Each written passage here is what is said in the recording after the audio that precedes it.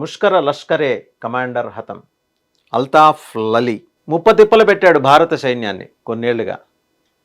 దాదాపు లష్కరే తోయిబాలో అతి కీలకమైన కమాండర్గా ఎదగటానికి తన జీవితాన్ని, తన యవ్వనాన్ని ధారపోశాడు. But for wrong cause. బందీపోరాలో సైన్యం చేతికి చిక్కి హతమయ్యాడు. కానీ చివరిదాకా పోరాడాడు. అంటే వాళ్ళకి ఇచ్చే ట్రైనింగ్ అలా ఉంటుంది. లాస్ట్ మినిట్ ప్రాణం పోతుందని తెలుసు, అసలు ప్రాణం పోవటం కోసమే మీరు పుట్టారని కూడా ముందరే వాళ్ళకి ట్రైనింగ్ ఇస్తారు. వాళ్ళ మెదడులోని కలుషితం చేసి నింపేస్తారు. మత్తు మందుతోటి నింపేస్తారు. విషపూరిత వాక్యాలతోటి అల్లకల్లోలమవుతుంది. అడల్సెంట్ ఏజ్లో ప్రభావితమయ్యే యువతరాన్ని గుర్తించి ఐడెంటిఫై చేసి ఉగ్రవాదం వైపు తీసుకొచ్చే ఈ పాకిస్తాన్ ఐఎస్ఐకి లష్కరే తోయిబా అనుబంధ సంస్థ. జైషే మొహమ్మద్, హిజ్బుల్ ముజాహిదీన్, రకరకాల అవుట్ఫిట్స్ ఉన్నాయి వాళ్ళకి. దీనికి టిఎఫ్ఆర్ అనే అనుబంధ సంస్థకి ఇతను ప్రత్యేకించి చాలా సేవ చేశాడు. అంటే కొన్ని వందల మంది ప్రాణాలు తీయడంలో చాలా సేవ చేశాడు. బట్ అతను డైరీలో ఒక లైన్ రాసుకున్నట్ట,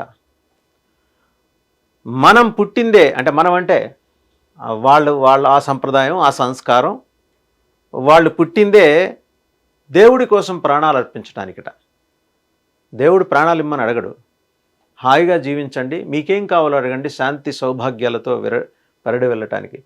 చదువుకున్నాడో లేదో ఖురాన్ 5వ అధ్యాయం 32వ వాక్యం దాంట్లో చెప్తాడు. మా ప్రొఫెట్ మహమ్మద్ ప్రవక్త సద్భావనతోటి అందులో ఆయన చెప్పిన వాక్యం ఏంటంటే, ఒకరి మరణాన్ని కోరుకోవటం అనేది ఎప్పుడు దేవుడు తలుచుకోడు. ఒకరి మరణానికి కారణమైతే మానవ సమాజం మరణానికి మొత్తం కారణం అవుతాం అని చెప్పే వాక్యం ఉంది. అది మినహా మిగిలినవన్నీ మాట్లాడతారు. బేసిక్ ఫండమెంటల్ ఇస్లాం ఫండమెంటలే. ఇస్లాం శాంతి కోసం, సౌభాగ్యం కోసం, అలాగే సౌభ్రాతృత్వం కోసం. అందుకనే వాళ్ళ పండగలప్పుడు మనం కనుక చూస్తే రంజాన్ అప్పుడు పరస్పరం హగ్ చేసుకొని, అది ఒక గౌరవపూర్వకమైన సంస్కారంతో కూడిన హగ్ ఉంటుంది.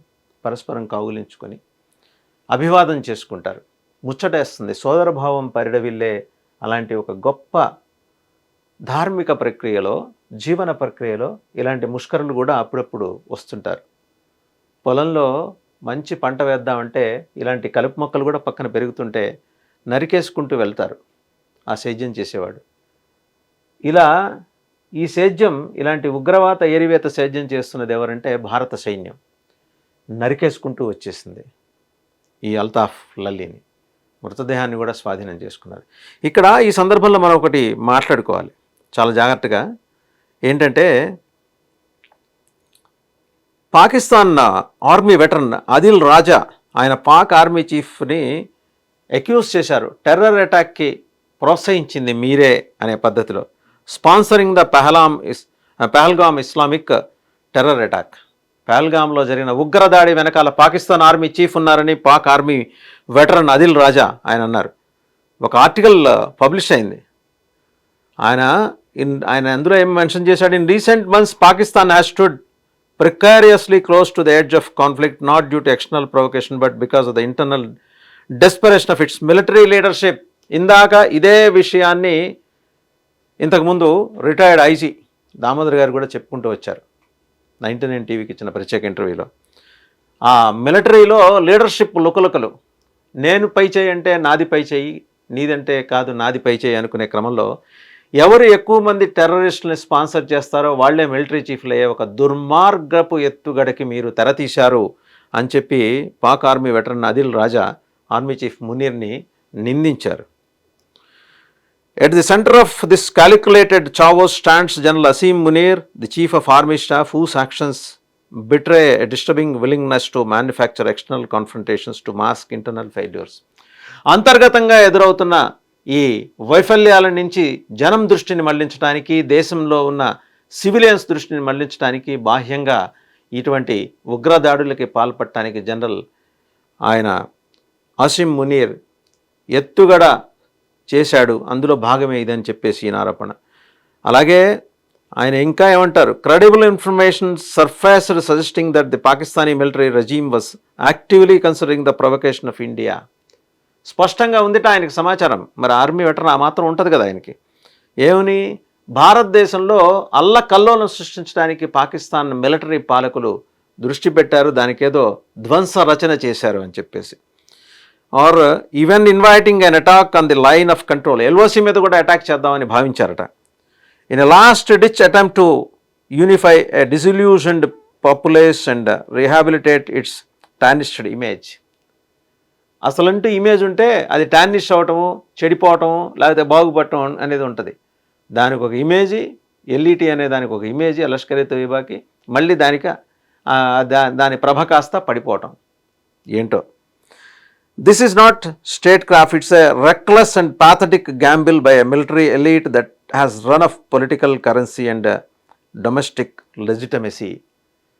ప్రజల సార్వభౌమాధికారాన్ని పరిహసించే ఒక దమనకాండ అని చెప్పి ఒక్క లైన్లో తేల్చేశారు. ఆయన ఇంకా మాట్లాడుతున్నారు, the events surrounding the Pahalgam terrorist attack in Indian occupied Kashmir. వారు గొప్పవారే, ఇండియన్ ఆక్యుపైడ్ కాశ్మీర్ అటది. వారేం రాస్తారు ఇంకా, పాక్ ఆర్మీ వెటరన్ ఆదిల్ రాజా, మనం ఉన్నది ఇప్పుడు భారతదేశంలో ఉన్న కాశ్మీర్, భారతదేశం ఆక్రమించుకున్న కాశ్మీర్ అట రాస్తారు. The event surrounding the Pahalgam terrorist attack in Indian occupied Kashmir on April 22 lend alarming weight to these suspicions. Reportedly 26 Indian tourists were killed during the attack. Reported ఏముంది, కళ్ళ ముందు కనిపిస్తుంటే కళ్ళేమన్నా డాష్ అయ్యాయా? As the massacre unfolded, the Director General of Inter-Services Intelligence, DGISI, Lieutenant General Asim Malik, ఓ మునీర్ క్లోనీనా, chaired a critical meeting with top ISI division heads. On the agenda, diaspora manipulation, political engineering to weaken PTI, అంటే control over the Tehreek-e-Labbaik Pakistan TLP protest and clandestine operations across Pakistan's borders. Multiple sources within the Pakistan intelligence community have alleged that this attack at Pahalgam was ordered by none other than General Asim Munir himself. స్పష్టంగా చెప్తున్నాడు ఆయన. చాలా intelligence, Pakistan ISI inter services ఇంటెలిజెన్స్లో ఉన్న చాలామంది చెప్తున్నది ఏంటంటే, ఇలాంటి ముష్కర లష్కర్ని పంపించింది అక్షరాల ఆయనే, జనరల్ మునీరే. ఎందుకు పంపించాట పహల్గామ్కి? His motivations appear chillingly clear to provoke an Indian retaliation that could galvanize public opinion in his favor and reposition the military as the last bastion of national defense. వీళ్ళొక దేశం, వీళ్ళ మిలిటరీలో ఉండే కుమ్ములాట్లుంటే దాన్ని అధిగమించడానికి పక్క దేశం మీద బకెట్లు కొద్ది బురదేయటం, బుల్లెట్లు పంపించటం. వీళ్ళు చెప్తారు ప్రపంచానికి నీతులు. But this time the old playbook is failing. For the first time in Pakistan's history, the military does not enjoy majority support in a potential face-off with India. ఎందుకు ఎంజాయ్ చేయలేదు పాకిస్తాన్ మిలిటరీ అంటే దానికి కారణం, సివిలియన్స్ మీదకి తొందరగా ఏ military, ఏ సైన్యం తొందరగా వెళ్ళదు. వెళ్ళొద్దనేది కూడా వాళ్ళ ఆలోచన. సైన్యం టు సైన్యం తేల్చుకుంటారు, ప్రభుత్వం టు ప్రభుత్వం తేల్చుకుంటారు. Vital installations of respective states, means ఇక్కడ స్టేట్స్ అంటే దేశాలు, దాన్ని టార్గెట్ చేసుకుంటారు సివిలియన్స్. కానీ ఫస్ట్ టైం సివిలియన్స్ జోలికి వెళ్ళటం. In fact many Pakistanis judging by the reactions across social media platforms are relieved to see the military's stranglehold being challenge. Military చేసిన ఈ దమనకాండని చాలామంది తప్పుపడుతున్నారు, తూర్పారబడుతున్నారు. How the mighty have fallen. ఏంటి బతుకేంటి? The outrage has even reached the military's inner sanctums. Top brass now privately acknowledged that Asim Munir has steered Pakistan onto a path of self-destruction. చాలా స్పష్టంగా చెప్పాడు ఆయన, పెద్ద ఆయన ఆదిల్ రాజా గారు. ఏం రాశాడు? Self destruction. మనకి మన పురాణాల్లో ఒక ఆయన ఉండేవాడు భస్మాసురుడు అని. తన నెత్తిని తానే చేయి పెట్టుకొని వరం కోరుకుంటాడు, నేను ఎవరి నెత్తిని చేయి పెడితే వాళ్ళు భస్మం అయిపోవాలని. అలా భస్మం అయిపోతాడు తన నెత్తిని తానే చేయి పెట్టుకొని. అలా ఈయన కూడా, మునీర్ కూడా తన నెత్తిన తానే చేయి పెట్టుకొని తాను భస్మం అయ్యే కాకుండా పాకిస్తాన్ని కూడా రూయిన్ చేసి పారేస్తున్నాడు, ధ్వంసం చేసేస్తున్నాడు అనేది వీళ్ళ allegation. One must also question the silence of Nawaz Sharif, the so called benefactor of Asim Munir. Nawaz Sharif ఎందుకు సైలెంట్గా ఉన్నాడని. Why has he not condemned the India's threats post Pahalgam. ఎందుకు ఇండియా హెచ్చరికల్ని ఆయన ఏం పట్టించుకోకుండా మౌనంగా ఉన్నాడు? Could it be that he too knows who truly orchestrated the attack? ఎందుకు తెలియకుండా ఉంటుందండి? ఆయన దేశంలో ఆ జనరల్ మునీర్ ఇవన్నీ చేశాడని పక్క దేశం వాళ్ళకి తెలియగలిగింది, సొంత దేశంలో వాళ్ళకి తెలియకుండా ఉంటుందా? The truth is difficult to digest but it must be spoken. From the Mumbai attacks to Pulwama and now Pahalgam, a pattern of rogue elements within the military conducting operations to serve narrow institutional interest is undeniable. ఎవరు deny చేయరు. మీ కొన్ని లక్ష్యాలు ఉంటాయి, నేను military chief అవ్వాలి, దానికోసం narrow వేస్ని adapt చేసుకుంటూ ఇలాంటి దాడులకు తెగబడి మీరు అప్రదిష్ట పాలు కాకుండా వాళ్ళు ఇంకా ఉంది అనుకుంటున్న పాకిస్తాన్ దేశాన్ని కూడా దాని దేశంగా అవతల వాళ్ళు ఎవరు కన్సిడర్ చేయరు, ఎవరు కూడా కన్సిడర్ చేయరు, అది స్పష్టం. సో పుల్వామా దగ్గర నుంచి ఇక్కడ దాకా పహల్గావ్ దాకా, during Pulwama Asim Munir was the DGISI. ఆ సమయంలో పుల్వామా ఘటన సమయంలో he was director general inter services intelligence. So ఇది అప్పుడు ఆయన మెదడులో పుట్టిన ఒక వికృతమైన ఆలోచన. అప్పుడే now as army chief is once again at the helm amid another international crisis. మరొక అంతర్జాతీయంగా ఎదురు కాబోతున్న సంక్షోభానికి ఈయన బీజం వేశాడు Asim Munir. To add insult to injury, ISIS digital propaganda units have been frantically spinning the narrative online using VPNs to circumvent bans and deflect blame. Their efforts only underscore the regime's desperation and moral bankruptcy. Moral bankruptcy. నైతిక పతనం. And yet clarity has begun to pierce the fog. From Islamabad to Karachi, many Pakistanis are now openly questioning the motives of their military leaders. Military బాసుల దుర్మార్గపు వికృత చేష్టల్ని question చేస్తోంది, ప్రశ్నిస్తోంది పాకిస్తాన్ పౌర సమాజం ఇస్లామాబాద్ నుంచి కరాచీ దాకా.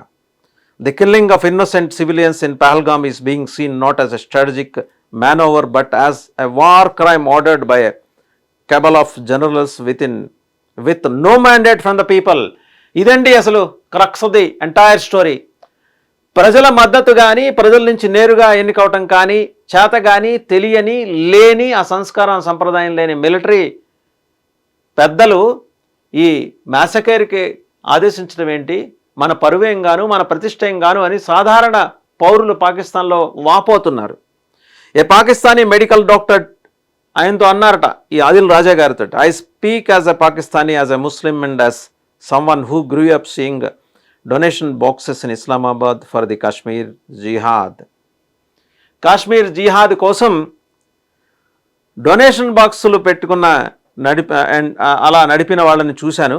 ఒక పాకిస్తానీగా, ఒక ముస్లింగా మాట్లాడుతున్నాను. Our faith taught us to support the oppressed. మన విశ్వాసం, మన ధర్మం, ఇస్లాం ధర్మం ఏం చెప్పింది? తాడిత పీడిత వర్గాలకు బాసటగా నిలబడమని చెప్పింది. But not to abandon them as a canon fodder. పశువులని ఊచకోత కోసినట్టు వాళ్ళని చంపాలని మన ధర్మం ఎక్కడా చెప్పలేదు. If Pakistani truly believes in the Kashmiri cause, it must act openly. నిజంగా కాశ్మీర్ మీద మీకు అంత మనసుండి దానికి అన్యాయం జరుగుతుంది కాశ్మీర్ ప్రజలకంటే, ఓపెన్గా రండి, ట్రాన్స్పరెంట్గా ఉండండి. And with in the bounds of international law, అంతర్జాతీయంగా కొన్ని న్యాయ సూత్రాలు ఉండాలి, దానికి బద్దులై ఉండాల్సిందే పాకిస్తానీలైనా. అది ఆ డాక్టర్ చెప్పిందిట. Anything less is cowardice dressed up as a patriotism. దీనికి తక్కువగా ఏం చేసినా, లేదా దీన్ని మించి ఏం చేసినా అది కోవర్డైస్, పిరికి పందల చర్య. ఏది? దేశభక్తి ముసుగేసుకున్న పిరికి పందల చర్య. Having grown up as an Islamabad myself, I resonate with these words completely. ఆ మిలిటరీ పెద్ద ఆయన, ఇస్లామాబాద్లో పుట్టి పెరిగాను, ఆ డాక్టర్ గారు చెప్పిన మాటలతో నేను ఏకీభవిస్తున్నాను. We must demand accountability. Asim Munir must be suspended pending a transparent enquiry. The perpetrators of the Pahalgam attack must be tried and punished. ఇంత ఓపెన్గా పాకిస్తాన్ మిలిటరీలోనే ఉన్న ఒక పెద్ద ఆయన చెప్తున్నాడంటే ఆయన్ని పనిష్ చేయాలి, సస్పెండ్ చేయాలి. అలాగే ఈ దాడిలో పాల్గొన్న వాళ్ళందరికీ సరైన శిక్ష విధించాలి. భగవంతుడు విధించేశాడు ఆల్రెడీ. ఈ ముష్కర లష్కరేకి భగవంతుడు విధించేశాడు, మిగిలిన వాడికి కూడా విధిస్తాడు. సో చూశారు కదా, ఇతను హతమైన తర్వాత, ఈ లల్లి హతమైన తర్వాత ఇంకా చాలా పిల్లులు బయటకు వస్తున్నాయి. ఆ పిల్లులు పిల్లులేనని పులులు కాదని, ఆ పిల్లులేనని పులులు కాదని నిర్ధారించే వ్యవహారం బయటపడింది. సాక్షాత్తు పాకిస్తాన్ మిలిటరీలోనే ఈ అంతర్గత సంక్షోభం ఇంత స్పష్టంగా తెలియజెప్పిన ఆ మిలిటరీ పెద్ద ఆయన, పాకిస్తాన్ మిలిటరీ పెద్ద ఆయన భాషలో ఇది ఇండియన్ ఆక్యుపైడ్ కాశ్మీర్, ఓకే, మనమేమో అది POJK అంటాం, పాక్ ఆక్యుపైడ్ జమ్మూ అండ్ కాశ్మీర్. చూద్దాం ఏం జరుగుతుందో ఇక మీద.